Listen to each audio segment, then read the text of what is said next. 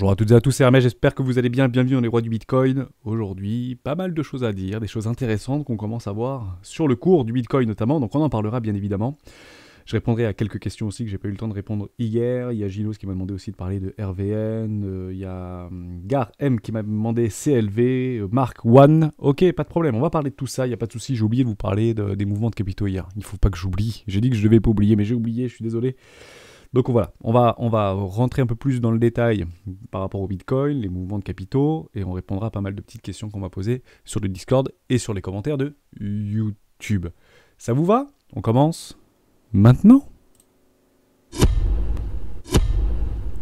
Mais avant de commencer, je vous invite bien évidemment à rejoindre le Discord des rois du marché. On est à plus de 600 aujourd'hui membres sur le Discord. Merci infiniment. C'est encore une fois incroyable, je ne le dirai jamais assez. Vous y retrouverez évidemment à l'intérieur une petite documentation d'une stratégie que j'utilise depuis quelques années maintenant qui s'appelle la stratégie des 4 rois.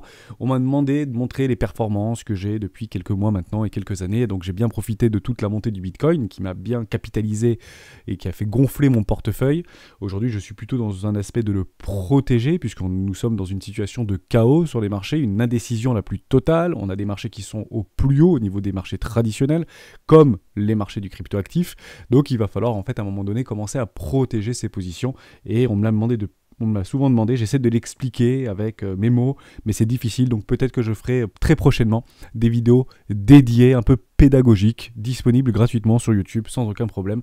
Et comme ça, j'éviterai un peu plus de rentrer dans l'hyper-détail dans les vidéos, entre guillemets, quotidiennes, ou tous les 2 jours, des vidéos des rois du Bitcoin. Comme ça, ce sera peut-être un peu plus simple. Donc vous y trouvez cette petite stratégie qui s'appelle la stratégie des 4 rois, complètement gratuite sur une dizaine de pages. N'hésitez pas à venir la télécharger. On y retourne sur notre Bitcoin. Je suis en weekly, mais je vais passer en 4 heures. Qu'est-ce qui s'est passé entre lundi et aujourd'hui, en tout cas dans la nuit de lundi à mardi? Bon, on a tout simplement réintégré notre range. On l'avait tracé ensemble. On a des bornes de range qui se sont bien délimitées. D'accord? Donc on peut les prendre sur la précédente structure juste ici. Moi, j'aime bien, entre guillemets, les prendre sur des précédents breaks. D'accord? Sur des structures de lignes de coup. Donc je vais la prendre ici. Et mon plus bas ici, d'accord? Donc on avait dessiné en fait ce range, le bas du range, le haut du range, donc on vend les hauts de range, on achète les bas de range, on vend les hauts de range, et parfois ça craque, d'accord? Qu'est-ce qui s'est passé?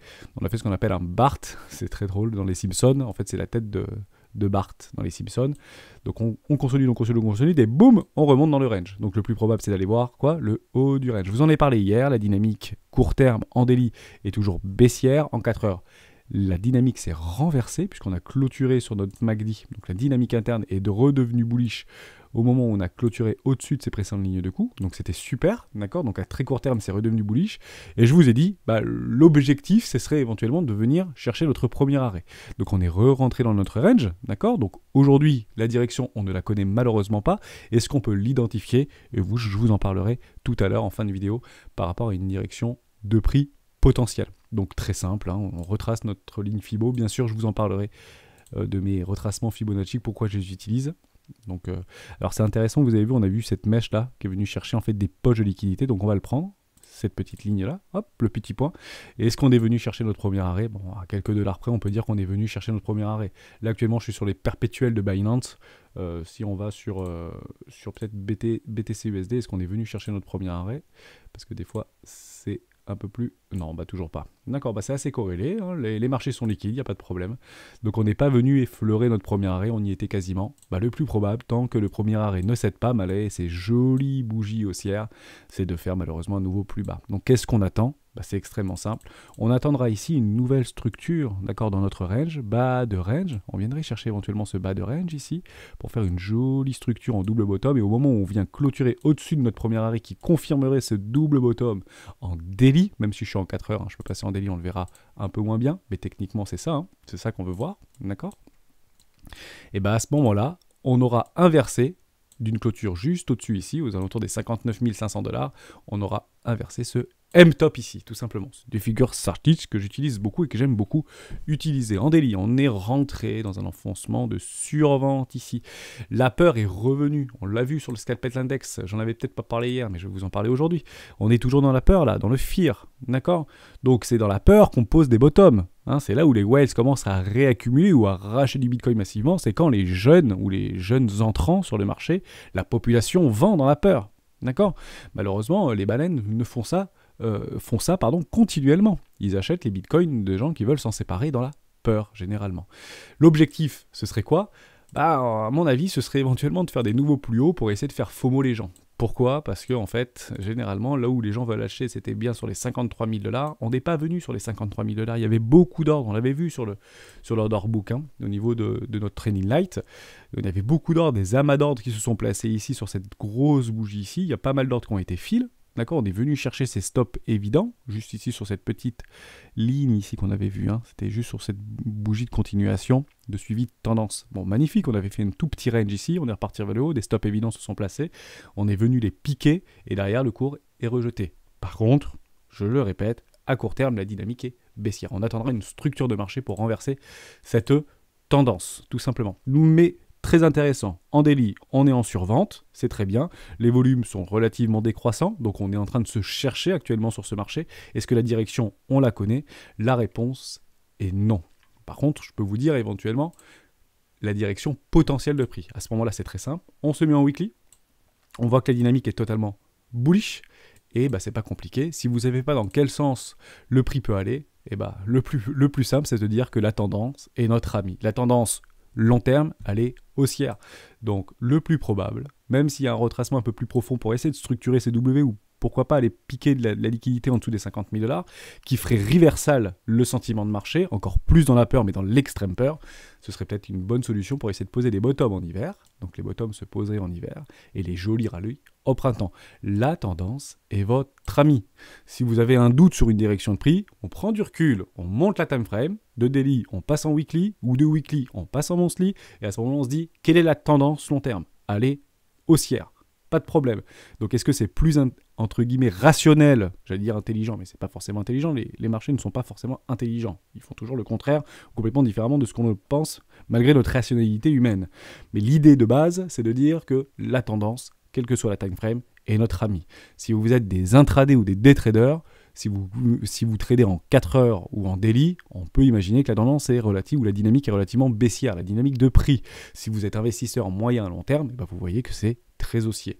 J'ai fourché hier dans la vidéo et j'ai dit que j'achèterais du Bitcoin, moi je mettrais des ordres d'achat à 53 000 $. C'est pas ce que j'ai voulu dire. Moi je peux plus acheter du Bitcoin. D'accord? Pourquoi? Parce que moi j'ai une stratégie très long terme où je ne recharge sur mes assets, quels que soient mes assets, qu'ils soient géniaux ou moins bien, dans des zones de rechargement long terme, et notamment en classe éco et en première classe. D'accord? Donc je n'achète pas du Bitcoin sur un retracement Fibonacci d'un premier arrêt d'un précédent mouvement. D'accord? Je ne peux pas acheter du Bitcoin ici. Moi, j'achèterai du Bitcoin obligatoirement ici. D'accord? Par contre, ce que je dis, et c'est là où je voulais peut-être me rectifier si j'ai mal été compris hier, je m'en excuse, c'est qu'il y a beaucoup d'altcoins, d'accord, qui sont dans des configurations de marché très intéressantes, qui, eux, sont en zone de classe éco et de rechargement d'achat à long terme. Et c'est là où je vais positionner mes billes. D'accord? Donc, pas sur le Bitcoin, mais sur les altcoins. Et j'ai tendance à penser, et ça c'est quelque chose de très personnel, que dans un nouveau cycle haussier du Bitcoin, lorsqu'on viendra éventuellement clôturer et vraiment donner une vraie dynamique de prix à la hausse vers le nord côté Bitcoin, où les altcoins et certains altcoins surperformeraient Bitcoin. En somme, ce serait plus intéressant d'avoir des altcoins dans le portefeuille, en zone de rechargement, plus ou moins long terme, que du Bitcoin. Voilà, tout simplement. C'est mon avis, c'est un avis personnel, je peux me tromper. Et ça, à ce moment-là, on le verra par rapport à la dominance du Bitcoin. On peut revenir dessus très rapidement, si vous voulez. BTCD. Et on voit par rapport à la dominance du Bitcoin qui nous font des nouveaux plus bas. Tout simplement, je suis en 6 heures, mais je peux passer en daily. Donc, on est d'accord que ça fait... Là, on est baissier sur la dominance du Bitcoin. Donc moi, je pense qu'on peut continuer à baisser, à baisser, à baisser, à baisser. Et tant que le premier arrêt ne cède pas, le plus probable pour la dominance du Bitcoin, c'est de faire de nouveau plus bas. Et à ce moment-là, on aura notre signal pour dire, ok, les gens vont probablement se casser du Bitcoin pour aller massivement injecter des liquidités dans les altcoins. Est-ce que ce sera les vôtres? Pas sûr. Pas sûr. Et si ce n'est pas les vôtres, on ne vend pas des altcoins qui sont en train de latéraliser pour acheter du Solana qui est en train d'exploser ou du Mana. D'accord? On garde le plan, on garde la stratégie. Soyez patient. Nous, on est patient, moyen, long terme. Même si j'explique beaucoup en court terme, en 4 heures de temps en temps, j'aime bien aussi parce que c'est toujours intéressant de voir un peu les dynamiques court terme. Mais moi, mon style de trading et d'investissement, c'est plutôt moyen, long terme. C'est bon pour vous? Ok pour ça. On va repartir sur Coinalyse et je vois quelque chose de très intéressant. Donc je suis passé en weekly. Vous savez, j'aime bien être en horaire ou en 4 heures sur Coinalyse, mais là on va passer en weekly et on voit des choses très intéressantes. Moi qui me conforte un petit peu dans mon idée de direction de prix. Donc on voit ici que notre funding, sur la précédente énorme jambe de hausse du Bitcoin qui est passé de 20 000 à 65 000 $, le funding était extrêmement positif. Alors, on a battu des records de funding. Hein, d'accord, c'est coûté très très cher. Pour long ce marché, pour acheter ce marché en levier, ça coûtait extrêmement cher. Aujourd'hui, en weekly, on voit même qu'il est décroissant. Ça veut dire quoi, cette petite décroissance? Ça veut dire qu'il y a de plus en plus de personnes qui essayent de shorter ce marché. D'accord? S'il y a de plus en plus de gens qui achetaient ce marché alors qu'il y avait des dips, bah à ce moment-là, on verrait plutôt le funding augmenter. Et c'est pas ce qu'on voit. C'est pas ce qu'on voit. On voit qu'il y a des gens qui sont de plus en plus bearish. Et on le voit sur le Scatpec, des gens qui sont de plus en plus dans la peur. Par contre, on arrive sur des niveaux de valorisation au niveau de nos dérivatifs, sur notre open interest, qui est en train complètement de se latéraliser là. Donc, est-ce que j'ai des bonnes données? Je ne sais pas. Pour être honnête, si les données sont viables. J'essaie de les travailler, j'essaie de regarder, j'essaie de les comparer. Pour moi, les données sont viables. On est en train de latéraliser. D'accord? Donc, est-ce qu'on va avoir une grosse bougie rouge vers le bas au niveau de mon open interest? D'accord? C'est une très bonne question. Et la question qu'il faut se poser, c'est est-ce que s'il y a une énorme pic de liquidation, est-ce que ce sera plutôt 1 vers le nord ou 2 vers le sud? On ne le sait pas. À ce moment-là, on revient au début de la vidéo, la tendance est notre amie. La tendance en weekly est haussière. À ce moment-là, on peut prétendre à de nouveaux sommets dans les prochains jours, prochaines semaines. Mais on ne le sait pas. À nous de bien nous garder, de bien nous protéger, ne pas se surexposer sur les marchés. Pareil pour les spreads, qui sont un petit peu décroissants ici. Eh ben c'est plutôt bon, d'accord? Ça veut dire que le sentiment de marché au niveau de nos spreads sur les dérivatifs sont plutôt baissiers. C'est une bonne chose. Je ne vous le montre pas souvent, mais je peux vous en parler. On a en fait la possibilité de voir nos spreads par rapport à des courbes de prix. Et je ne regarde ça pour une seule chose, pas forcément sur des courbes, etc., sur des valorisations, mais plutôt sur une situation. Il y a deux possibilités. Soit nous sommes en contango, ça veut dire qu'on peut imaginer que l'offre est inférieure à que la demande est supérieure à l'offre. D'accord? Et en backwardation, que l'offre est supérieure à la demande. En somme, il manque en fait des bitcoins. Les gens veulent plus acheter de bitcoins qu'en vendre. D'accord? Donc l'offre ici, la demande est supérieure à l'offre. J'ai pas dû dire ça juste avant, je me suis trompé. Donc quand on est en contango, la demande est supérieure à l'offre. Quand on est en backwardation, l'offre est supérieure à la demande. Qu'est-ce qui se passe quand l'offre est supérieure à la demande? Les prix baissent. Qu'est-ce qui se passe quand il y a plus de demandes que d'offres sur le marché? Bah, généralement, on peut imaginer et prétendre que les prix montent. Et ça fait très, très, très longtemps, d'accord, qu'actuellement, nous sommes en contango. Ça veut dire que depuis cette espèce de réaccumulation, l'offre a toujours été inférieure à la demande. Pareil sur Ethereum. Et ça, vous pouvez le voir sur plein d'autres indicateurs ou plein d'autres actifs financiers. D'accord? Donc, c'est plutôt positif. On aime bien aussi regarder de temps en temps. Ça, je vais effacer. Hop. Je voulais pas trop écrire là-dessus parce que je le regarde juste de façon occasionnelle, très très occasionnelle même. Moi, j'aime bien voir des structures de marché pour savoir si ou pas les spreads accompagnent le prix. Voilà, c'est un indicateur technique supplémentaire, un billet psychologique de plus, d'accord? Et on voit effectivement que ici, les spreads, je vais essayer de être un peu moins brouillon. Voilà, je vais le descendre un peu. Voilà, on va le voir ici. Donc on voyait ici que nos spreads commençaient à être plutôt décroissants et nos prix étaient plutôt croissants. On est d'accord? Donc les spreads étaient plutôt décroissants et la dynamique de prix était plutôt croissante. Je suis en 12 heures. Donc en fait, les spreads n'accompagnaient plus ou avaient du mal à accompagner ce mouvement. Ok? À ce moment-là, le prix a plutôt corrigé. C'est pas du tout un indicateur de prédiction, mais c'est plutôt pour essayer d'assimiler une prépondérance de l'offre ou de la demande par rapport à un marché ou par rapport à un actif financier défini. Ici, le Bitcoin. Et on peut regarder en très court terme, par exemple, si je passe en 4 heures. Voilà. Est-ce que nos spreads accompagnent bien ce mouvement? On voit qu'il suit plutôt pas mal ce mouvement. Quand ça chute, nos spreads chutent, le prix, entre guillemets, chute. Et là, quand on a une hausse du prix, nos spreads accompagnent bien ce mouvement. Donc ça, c'est positif. Par contre, ce qu'on ne veut pas voir, c'est quand le prix augmente et que nos spreads continuent à dégringoler. Ça, on ne voudra pas le voir. Parce que ça veut dire que c'est un marché extrêmement... que les dérivés continuent à prendre l'ascendant au niveau des longues sur ce marché et que là, il va falloir tôt ou tard nettoyer le train. OK? Donc, également, attention sur Ethereum. On voit bien ici, parce qu'on nous dit, oui, c'est bizarre, sur les altcoins, c'est plus, ça retrace moins, alors que d'habitude, c'est Bitcoin qui retrace moins que les altcoins. Ouais, mais il y a un truc qui est en train de se passer dans la dynamique de prix. On voit ici que c'est en train de latéraliser, d'accord, sur Ethereum, ok, on latéralise un petit peu, alors que nos spreads sont plutôt décroissants, ok. On a vraiment cette décroissance de prix. Donc attention, ça veut dire quoi? Ça veut dire que nos spreads n'accompagnent plus ce marché. Par contre, c'est tout à fait possible, entre guillemets, qu'il y ait une énorme poussée haussière comme ceci et que là, nos spreads commencent à partir dans les airs. À ce moment-là, les spreads réaccompagnera ce marché. Mais ce qu'on veut voir, c'est des structures de marché sur les spreads continuer à reprendre des couleurs et que notre prix accompagne bien en fait ce marché. Actuellement, il y a on pousse à la divergence sur les spreads côté altcoin. Est-ce que ça veut dire qu'il y aurait peut-être éventuellement un énorme bull trap dans les prochains jours, prochaines semaines? Je ne sais pas. Moi, ce que j'aime bien regarder, quelque chose de très simple, comme ça on ne se perturbe pas l'esprit, c'est est-ce que l'offre est supérieure à la demande ou est-ce que la demande est supérieure à l'offre? Contango, la demande est supérieure à l'offre, parfait, moi ça me convient. Donc on peut imaginer que la dynamique de prix moyen-long terme sera plutôt haussière. En tout cas, c'est ce que nos spreads essayent de nous montrer. Voilà, je ne l'avais jamais montré. Donc j'utilise de temps en temps pour un billet psychologique de plus, ni plus ni moins. J'effacerai plus tard. Voilà, on efface tout. Voilà, c'est fait. Ok, je réponds à quelques questions. On voulait parler de Méhar. C'est Poncé qui voulait qu'on parle de Méhar. Eh bien, on va parler de Méhar, il n'y a pas de problème. D'accord, je n'ai rien oublié? Non, j'ai rien oublié. Si, peut-être un truc par rapport au Bitcoin. J'aime bien regarder Binance Future au niveau des ratios de long short sur les comptes de Binance, parce que Binance c'est pour moi l'exchange le plus liquide, et on voit qu'on commence, on était extrêmement haut, hein, c'était du 80-20, ça veut dire que 80% des comptes sur Binance au niveau du ratio étaient plutôt majoritairement à l'achat que à la vente. Ok, et on voit qu'il y a une toute petite décroissance. Ça veut dire quoi cette toute petite décroissance? Je me mets toujours en daily, d'accord? Ce marché est extrêmement leveragé, on a passé alors là il y a 3,5 milliards de dollars, mais on peut imaginer que c'est plus près des 6 milliards de dollars, si on prend l'intégralité du truc, ou 12 milliards de dollars de leverage, je crois, à peu près sur les marchés du dérivé, sur les cryptoactifs en général, et Bitcoin à peu près 5, 6 ou 7 milliards, je sais plus. Bref, on voit qu'il y a quand même une toute petite décroissance au niveau des comptes, ça veut dire que les gens redeviennent, entre guillemets, pessimistes, donc essayent de shorter ce marché, deux possibilités, soit ils pensent qu'il va y avoir une chute forte, soit ils essayent de protéger leur position. Attention, on évite de protéger ces positions hors plan. D'accord? Il faut attendre des jolies structures de marché.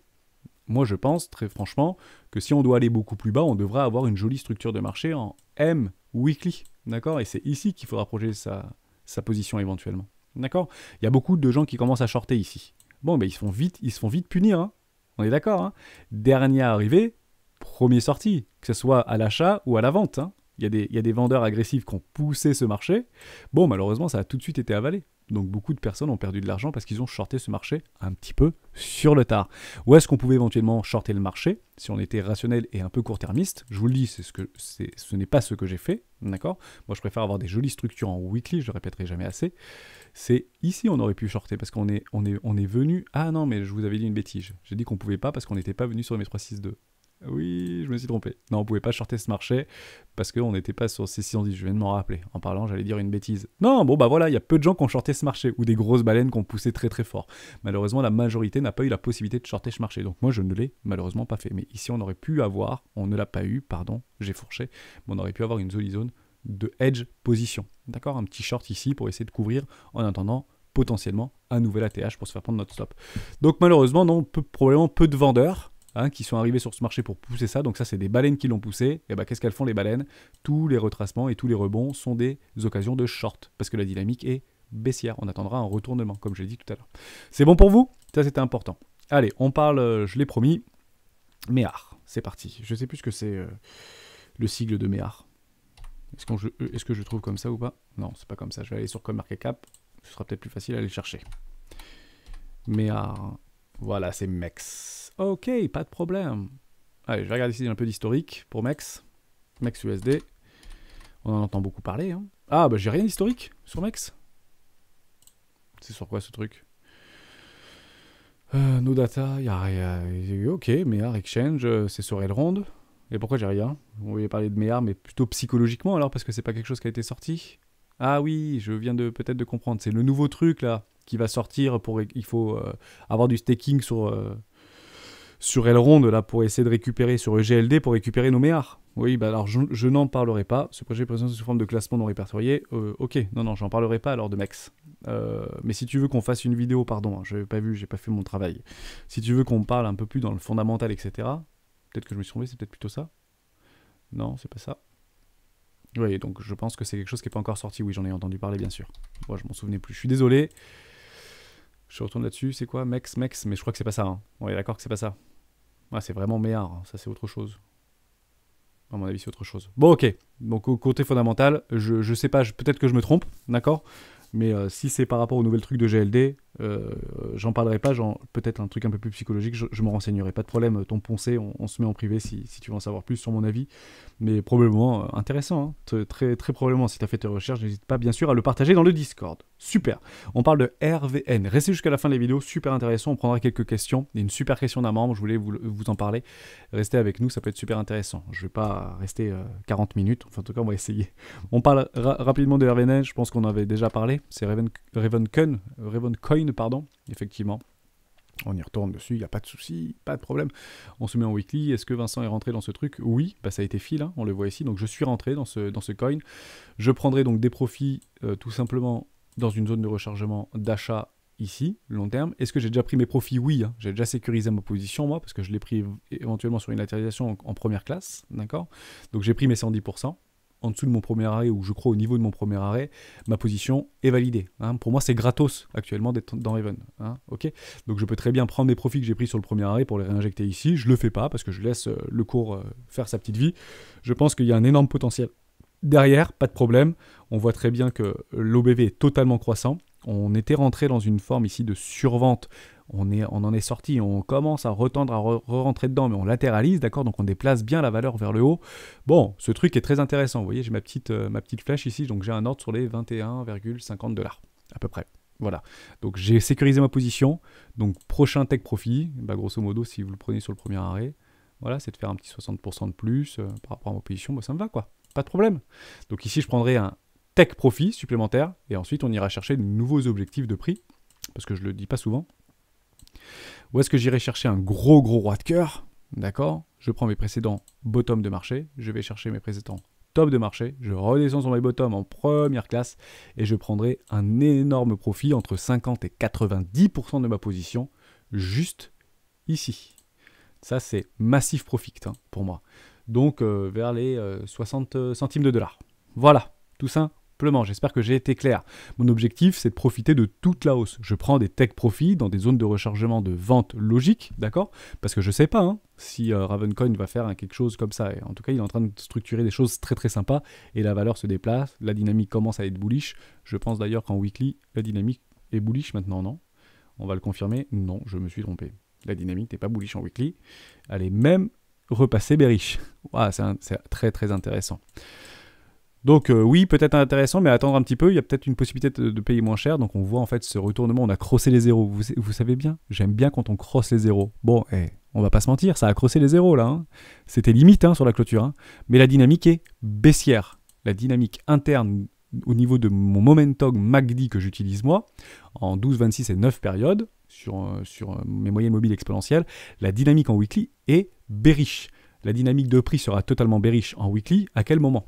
Au moment où on va clôturer en dessous de ces précédentes lignes de coût. D'accord? Si on vient clôturer juste ici, en dessous là, hein, le cours continue à faire ça.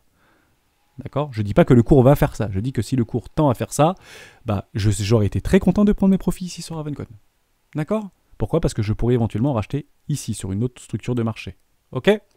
Tout simplement. C'est pour ça, s'il vous plaît, prenez des profits. Ne soyez pas trop gourmands. Peut-être que ce truc va partir dans les airs. Mais on ne le sait pas, peut-être que ce truc va repartir ici et vous serez bien content de dire, bah zut, j'ai vu le truc partir, j'ai acheté ici, un peu sur le tard, et puis maintenant je suis à perte, je suis à moins 50%. Dommage, prenez des profits, d'accord? N'ayez pas peur de prendre des profits. Si vous n'en prenez pas de profit, vous en prendrez malheureusement jamais. D'accord? Les holders de l'infini, bah si vous êtes holder de l'infini, soyez holder de l'infini alors, mais c'est à l'infini. Hein, c'est dans 50 ans quoi. Advienne que pourra. Non, prenez des profits, c'est super important. Voilà. Gino, j'espère que j'ai répondu à ta question. Ouais, j'y suis dans Raven, j'y crois beaucoup, mais prends tes profits. Si tu penses que tu es à plus de 100% de ta position, prends des profits. Tu prends un petit take profit, tout va bien, il n'y a pas de problème. Bah, non, c'est un petit peu tard de prendre des profits, hein, on est d'accord. Mais derrière, si tu n'es pas dans Raven, par contre, il y a un truc qui est très intéressant à faire, en sachant que la dynamique de prix est un peu baissière, là. D'accord? Est-ce que c'est intéressant de prendre un petit ordre? Ici, la réponse est oui, on est en classe éco. Je ne sais pas si ce truc va pas faire ça demain. On n'en sait pas. Et on ne sait pas si ce truc va pas faire ça demain. On ne sait pas. Donc, on dollar cost average, notre position. On est en classe éco, super. Ensuite, j'attendrai 50% de retracement. Voilà, un petit 50%, un 40%, 36% dans les dents, ça fait du bien. Donc je reprendrai un ordre ici, et ensuite je verai que ça ne casse pas mes précédents lots, et j'attendrai éventuellement une jolie structure de retournement long terme, d'accord, en W weekly, pour éventuellement reprendre mon profit. Ok, donc là je mets par exemple 100 euros, je remets ici 100 euros, et puis là je mets 200 euros pour doubler ma position. Je veux mettre 400 euros, 400 euros représentent 4% ou 3% de mon portefeuille, ou 2% de mon portefeuille. Vous ne prenez pas un énorme risque, par contre, on investit toujours ce qu'on est prêt à perdre, bien évidemment. Ce truc peut faire comme ça. On ne le sait pas. D'accord? Tout simplement. J'espère que j'ai répondu à ta question. Mais Raven, voilà, j'y suis, j'ai déjà pris mes profits. Super crypto, j'aime bien. J'avais regardé un peu le fondamental. Vous voulez qu'on parle de One? Bah ouais, Harmony. Ça fait très longtemps que je suis pas allé sur Harmony. Bah voilà pourquoi, parce que c'est plus le moment d'être sur Harmony. Non, ça fait des nouveaux plus hauts, énorme structure de retournement en weekly. On fait gaffe là, hein. D'accord? Ça c'est pas très joli, regardez, si je me mets en linéaire, il y a une structure qui est en train de se positionner en weekly, hein. Ça a été clôturé juste là, hein. D'accord? On est en weekly là, hein. C'est pas bon du tout, hein. Et même s'il n'est pas très très propre, là non plus c'était pas très très propre, hein. D'accord? Et on a fait de nouveau plus bas.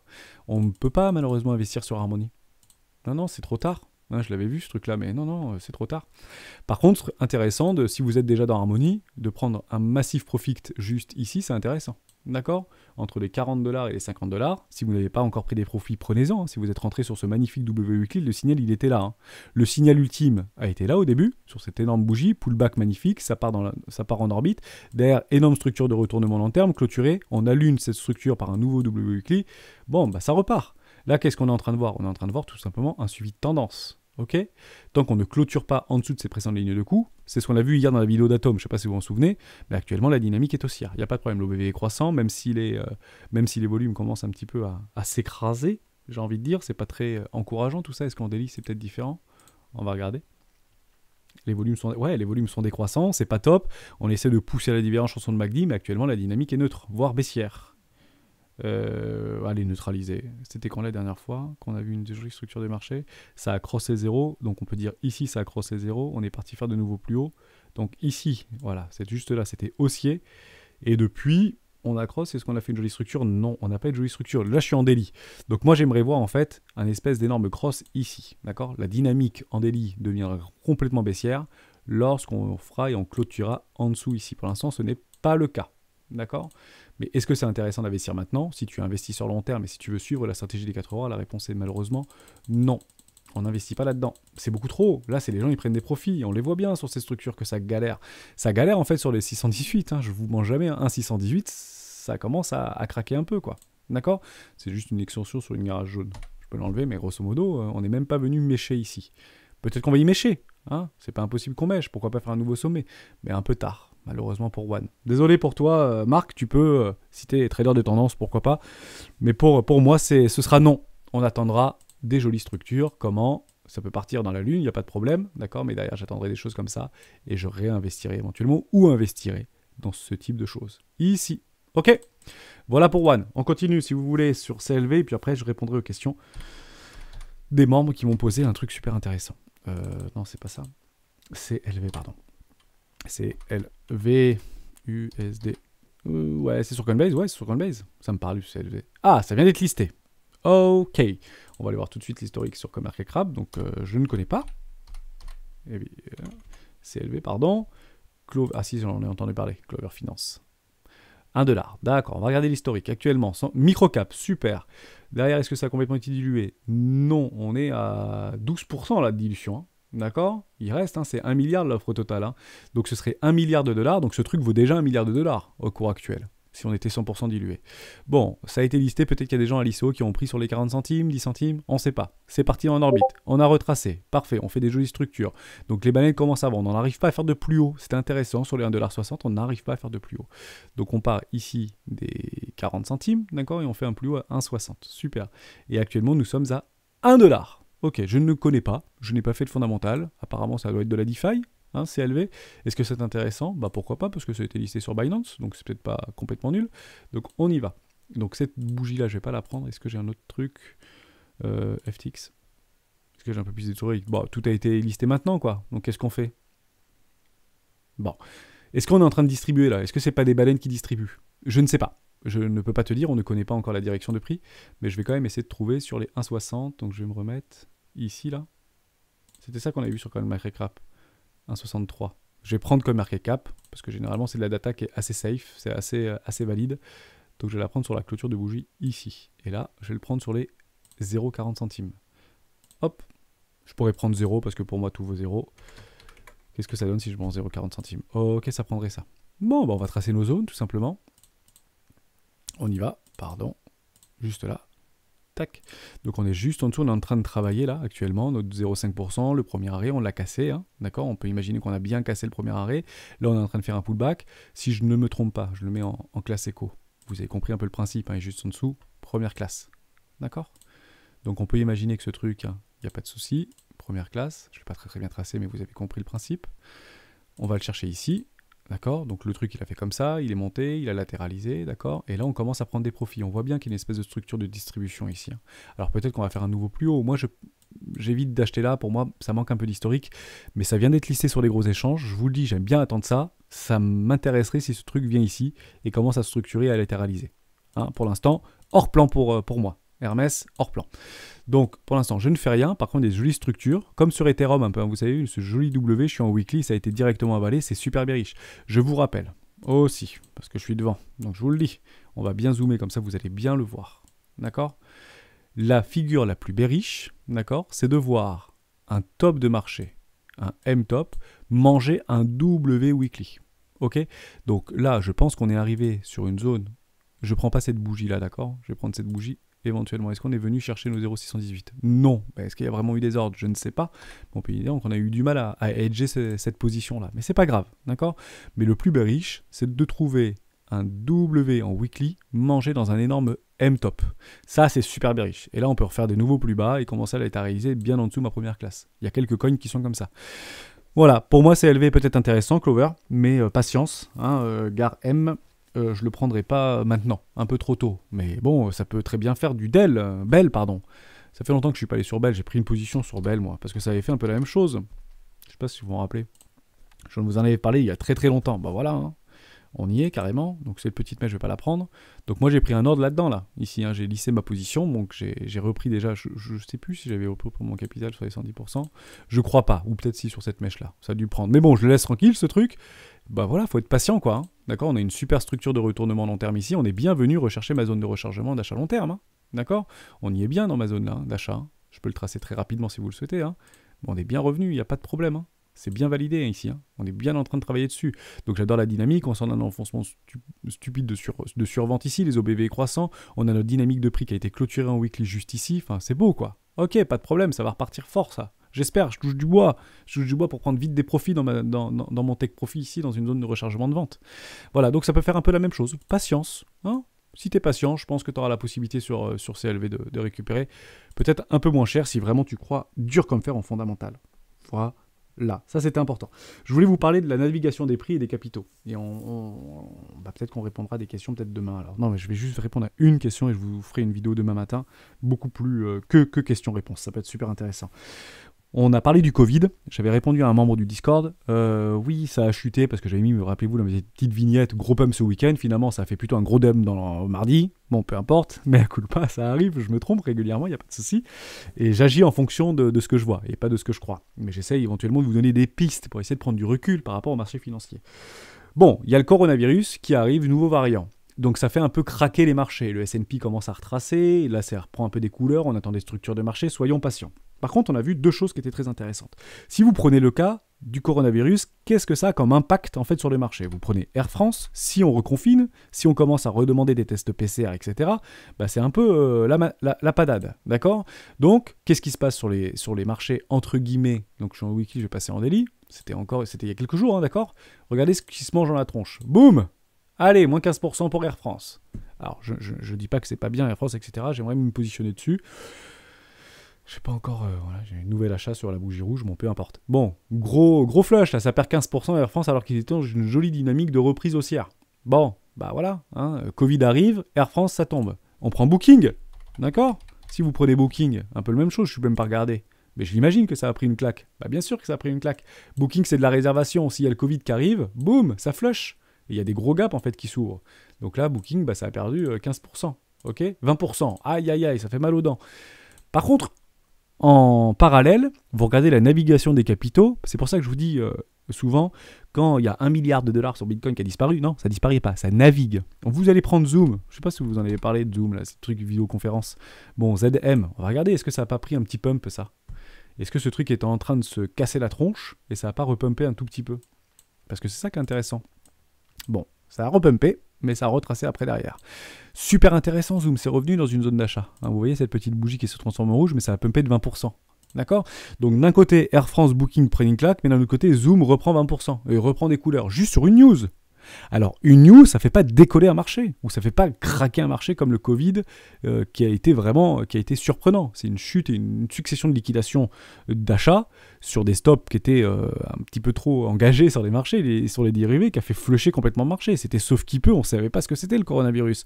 Bon, ça fait le 5e ou le 7e variant qu'on a, donc maintenant on le sait. Par contre, des petits mouvements de marché en micro, entre guillemets, en daily, en 4 heures, ouais, on les a. Moins 20%, moins 15% sur Air France et plus 1% sur Zoom. Très rapidement, vous voyez les robots traders ou les market makers, enfin les traders institutionnels commencent à naviguer très très rapidement. D'accord? Ils vont chercher le rendement le plus rapidement possible. Ok? D'ailleurs, on a vu là qu'on était rentré dans un enfoncement de survente ici sur Zoom. Eh, moi, ça m'intéresse, Zoom. Je suis désolé. C'est pas ici. Regardez, hein. Je suis content de vous en parler, Zoom. On ne parle pas que des cryptoactifs ici. Bon, c'est super, Solana. Hein, c'est quoi Solana? C'est pas ça, Solana, là? Honnêtement, Solana, c'est ça. C'est ça, c'est ici qu'on achète, là? Ou c'est en zone de rechargement d'achat long terme qu'on achète? Eh ouais, on y est sur Zoom. Bon, est-ce que des gens veulent acheter ici? Personne ne veut acheter. Tout le monde voulait acheter là. Personne ne veut acheter là. Bah, c'est là que moi je vais acheter. Voilà, je vais mettre un petit ordre. Je ne l'avais pas vu, je vais peut-être attendre une petite structure quand même, parce que c'est bien dégueulasse le truc. On va peut-être attendre une toute petite structure, gentille, et si elle se propose ici, bah, ça ne me dérange pas d'acheter un peu plus cher, mais j'attendrai la structure sur Zoom. Mais super bien. Voilà, bienvenue sur Solana. Est-ce que Solana demain va pas faire ça? Je ne sais pas. Mais c'est très probable qu'à un moment donné, les gens prennent des profits. D'accord? Et les gens qui ont acheté ici du Zoom, bah c'est ici qu'ils vendent. D'accord? C'est pas ici qu'ils vendent. C'est ici qu'ils vendent les gens qui ont acheté du Zoom. Ok? Voilà pour ça. Cas d'école. Très important. Moyen, long terme. Vous voyez, je suis en weekly. On a le temps chez les rois. Il n'y a pas de problème. Ok? Mais Solana, ça me fait penser un peu à ça. Hein. On ne se ment pas. Hein, d'accord? Donc voilà pour ça. Je réponds juste à une question. Peut-être la vidéo sera un peu courte, un peu longue, je suis désolé. Mais je voulais vraiment vous en parler. C'est Crédit. C'est Crédit G qui m'a dit: je suis rentré en position sur Mana, à la cassure d'un triple bottom en 4 heures dans la journée de samedi. Puis, 2 jours après, un bon petit M. Je le partage sur YouTube parce que comme tu ne l'as pas partagé en privé, tu l'as partagé sur Discord, sinon je ne me serais pas permis. Hein, d'accord? J'espère que tu m'en voudras pas. Qui a pris forme hier, alors que la cassure de la ligne de coup était vraiment franche avec du volume. Je suis vraiment dégoûté. Tu penses quoi de Mana, Hermès, etc. Je suis un investisseur à la base. J'aime bien. Alors en fait, c'est de base, on est investisseur, etc. Super. Mais on aime bien parfois dire: punaise, il y a quand même des trucs sur Mana, sur Solana qui commencent à pousser. Il y a peut-être moyen de se faire un peu de blé, quoi. Hein, on se ment pas. Bon, je suis pas contre ça. Moi, je le fais pas. Donc, je vous dis ce que je fais, et après, vous faites ce que vous voulez. Mais techniquement, moi, je n'alloue même pas 20% de mon capital à faire du trading. Ça ne m'intéresse plus. J'ai plus le temps de faire ça. Moi, ma vision, c'est 10, 20 ans, et je veux pas grappiller doucement mon capital sur des leviers ou sur du trading, même avec 20 ou 10% de mon capital, qui ferait plusieurs milliers d'euros, mais j'ai pas envie de le faire. Voilà, c'est pas mon style.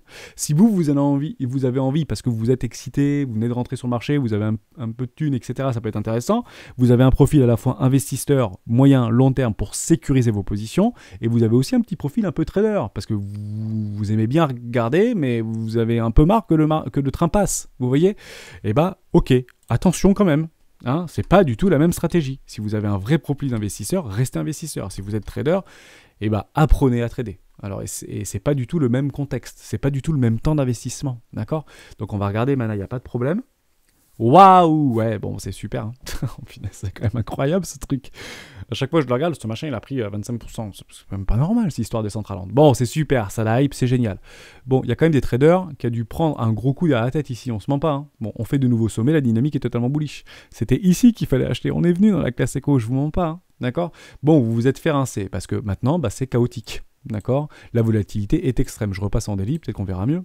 D'accord? Ouais, la volatilité est extrême. On est dans un joli canal haussier, ceci étant dit. Hein. Vous cassez ici. Hein, c'est peut-être pas délirant d'acheter les bas. Et je pense que là, on est en train de racheter les bas pour éventuellement faire de nouveaux sommets. Je voulais très mal tracer, on va essayer de mieux le tracer. Hein. On est quand même des gens appliqués. Allez, on va le chercher sur une précédente structure en W Weekly. Je pense que c'est à peu près ça. C'est pas trop dégueulasse ce que je suis en train de faire. Un peu propre. On va essayer de le faire un peu propre. Comment on le ferait ce truc-là? C'est difficile, hein? Faudrait le faire en 4 heures peut-être, ce serait peut-être mieux. J'arrive pas. Bon, vous voyez un peu le délire, on est quand même sur un canal haussier, quoi. Même si je prends que les bougies, on s'en fiche des mèches parce que c'est tellement volatile. Ah, allez, ok, on va pas prendre les mèches, on va prendre que les bougies. Clôture de bougie, ok. Est-ce qu'on est sur un joli canal haussier? Est-ce que c'est propre?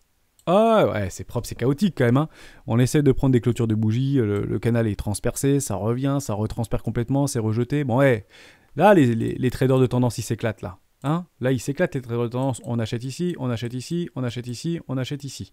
Et si on prend à très court terme, je me passe en 4 heures, c'est peut-être ça que qu'a fait le membre du Discord. Et ben en fait, vous allez chercher les bas, vous allez chercher les hauts, et ah bah allez. Petit cas d'école pour ceux qui sont restés jusqu'à la fin. Désolé, on se le fait à fond, et on se met en mode trader de tendance que je ne suis pas. Bon, bah très simple. On va revenir. C'est super intéressant. Allez, on se met en 4 heures, trader de tendance. Regardez, même sur des bougies ou sur des mèches, on va attendre des structures de marché. Bon, ici, on s'est fait dégommer, c'est pas grave, on va chercher la précédente structure. Ici, je loupe le train. Non, vous loupez pas le train, d'accord? Soyez patient, ça reviendra probablement en zone ici de rechargement moyen terme, d'accord? Une fois c'est revenu, vous n'avez plus placé un ordre sur les 0,618. Imaginez que vous auriez placé un petit ordre en 618. Par contre, où est mon stop en fait, si vous êtes trader? Et bien à ce moment-là, malheureusement, le stop est sous la structure. Les institutionnels, donc moins 22%, ça fait mal aux dents. Les institutionnels aiment bien des ratios de 1 pour 1. Donc vous pouvez aller chercher du ratio de 1 pour 1. Vous le chopez là, il n'y a pas de problème. Vous l'avez chopé le 1 pour 1, d'accord? Vous rentrez juste ici, sans structure, sans rien, le vrai trader de tendance sur les 0,618, et vous le chopez ici, d'accord? Premier trade, validé. On continue, on déplace la structure, on va la chercher au-dessus et on se remet dans notre zone de rechargement d'achat. Est-ce qu'on est venu nous la donner? La réponse est non. Dommage. On retourne la structure, par contre on a pris le premier arrêt. On se remet sur la structure, est-ce qu'on est venu chercher mon 0,618? La réponse est oui. D'accord? Juste là. Et bah c'est pareil, on y retourne. J'ai pris un ordre ici, ça fait un peu flipper les gars. On est d'accord que j'ai pris un ordre ici. Ça fait flipper, on revient dans le rouge, bam, mon ordre est pris, il est rejeté. Les institutionnels aiment bien les ratios de 1 pour 1. Je vous en parle. Après, si vous êtes gourmand, vous avez peut-être des ratios de 1 pour 3. Pour l'instant, vous êtes en train d'être pas content. Vous gagnez, d'accord, mais bon, qu'est-ce qu'on fait? On se laisse soumettre par les émotions. Voilà, donc j'ai fait, ça marchait un petit peu pour moi, les ratios du 1 pour 1, mais j'avais pas le temps de rester derrière les écrans il y a 2 ans, ça m'a gonflé, j'ai perdu de l'argent. En fait, grosso modo, ce que j'ai investi, je l'ai à peu près perdu. J'ai pas vraiment perdu, j'ai pas vraiment gagné. Le long terme m'a fait gagner. Voilà, et je suis plutôt maintenant long terme et plus trader. Mais voilà, intéressant. Voilà, les traders de tendance. Et bien évidemment, on est d'accord que si votre plan c'était de prendre sur les 0,618, si ça ne vient pas sur les 0,618, on ne sort pas du plan. Plan de trading obligatoire. S'il ne vient pas vous chercher ici, vous achetez pas ici. Ok? Vous attendez que ça vienne. Et au pire, vous déplacez votre Fibo. Et là, à un moment donné, ça viendra. Donc peut-être que le Solana va faire un nouveau plus haut. Tout simplement. Je ne sais pas. À suivre, intéressant. Mais à très court terme, en 4 heures ou en 1 heure, trader de tendance, dans un joli canal haussier, ça marche jusqu'à temps que ça casse. Ça cassera où? Lorsqu'on viendra clôturer ici. Au revoir, bonsoir, et peut-être un pullback. Derrière, les gens qui sont ici vont racheter ici. Oh, super, j'ai pas pris mes profits. Derrière, ça fait de nouveaux plus bas, dynamique baissière. Et tant qu'on ne vient pas casser juste là les 2,20 $, le plus probable, c'est de faire bien sûr des nouveaux plus hauts. Pourquoi? C'est probable de faire des nouveaux plus hauts parce que la dynamique est votre ami. Donc vous allez regarder tout simplement en long terme, d'accord, sur Solana, même si vous êtes plutôt trader de tendance. Donc on ne vient pas casser juste ici. C'est très simple. L'objectif, c'est de faire de nouveaux plus hauts, d'accord, tout simplement. Et vous pouvez vous faire du manger, vous pouvez peut-être racheter du Solana à 2 $, 50, 60, et ce ne sera pas délirant. Ok? Voilà, merci à toutes et à tous. J'espère que j'ai répondu à ta question. Oui, ton entrée était bonne. Qu'est-ce que tu aurais expliqué sur cet enchaînement de figures bullish, etc. en 4 heures ou en 1 heure? Bah ouais, on pose un plan. En fait, vraiment, ce que je ferais moi, mais je ne le fais plus, on est bien d'accord, c'est vous pouvez attendre des structures, etc. Le seul problème d'attendre des structures et non pas racheter des mèches, parce que généralement les traders de tendance, ils n'attendent pas les structures. Ça achète les mèches sur des retracements secs. Ça va chercher la douleur. Ici, il faut le placer son ordre dans la douleur. D'accord? Si vous commencez à attendre des structures, où est-ce que vous mettez votre stop? Vous le mettez ici en dessous là? Ou vous mettez juste en dessous ici, vous allez vous le faire péter 20 fois sur 10, quoi. À chaque fois, vous vous faites péter ce stop. Comme ici, par exemple. Hop, est-ce qu'il est venu chercher votre stop? Non, cela dit. Je sais pas après où tu as mis ta... Voilà, peut-être une super structure ici. Pour l'instant, ça va. Je le vois pas très bien, mais... Peut-être, le problème, c'est qu'on va pas mettre des stops sur des jolies structures en 4 heures ou en daily, du moins 20%, c'est quand même beaucoup, Nous, on essaye de mettre... Plus on regarde petit, plus on met des petites... des sommes importantes, mais plus on met des petits ratios. du moins 5%, du moins 7%. Non mais, on est sur des cryptoactifs. Moins 20%, c'est toutes les semaines sur les cryptoactifs. Donc attention, vigilance, marquez un plan, faites du trading tranquille, éventuellement pour de faux. Il y a pas mal de membres qui avaient mis sur le Discord comme quoi il y avait quand même des possibilités de faire des trucs un peu en faux, en argent fictif. Tentez-le, essayez-le. Je vous rappelle, vous pouvez le retrouver sur la stratégie des 4 rois. Allez, on finira là-dessus et j'ai été un peu long, je suis désolé. Tout en bas, en conclusion, je vous le relis, c'est pour vous. Le taux de survie des traders amateurs est d'environ 40% au bout de 12 mois et inférieur à 10% au bout de 5 ans. En plus de l'anéantissement de son capital, cela provoque une blessure psychologique profonde et persistante. Ok. Et il y a de très grandes chances que si vous êtes nouveau venu sur le marché, que vous avez entre 6 mois et 1 an d'expérience, que vous vous retrouvez dans ce cas-là. Vous allez vous retrouver dans les 90% des traders qui perdent tout. Et parfois tout, bien plus encore. Au-delà de perdre son fric, c'est une chose, mais vous pouvez aussi perdre votre femme parce que vous allez rester des heures et des heures devant les écrans et vous allez mettre des cassures psychologiques avec vos enfants si vous en avez, parce que vous allez rester des heures devant les écrans et en plus d'avoir perdu de l'argent, vous n'avez pas passé de temps avec vos enfants, avec votre femme, vous n'avez pas pris cet argent pour faire un voyage alors que vous avez pu le faire. Attention, ça honnêtement, je vais vous le dire dans chaque vidéo s'il le faut, mais mettez vraiment des plans d'investissement, des plans de trading, testez-le avec des petites sommes. De toute manière, que vous soyez trader ou investisseur, vous ne serez pas riche dans 1 an. C'est impossible. C'est impossible. D'accord ? Ça n'existe pas. Ça n'existe pas. Voilà. Merci à tous d'avoir suivi cette vidéo jusqu'au bout. On se retrouve bientôt dans une prochaine vidéo des rois du Bitcoin. Ciao.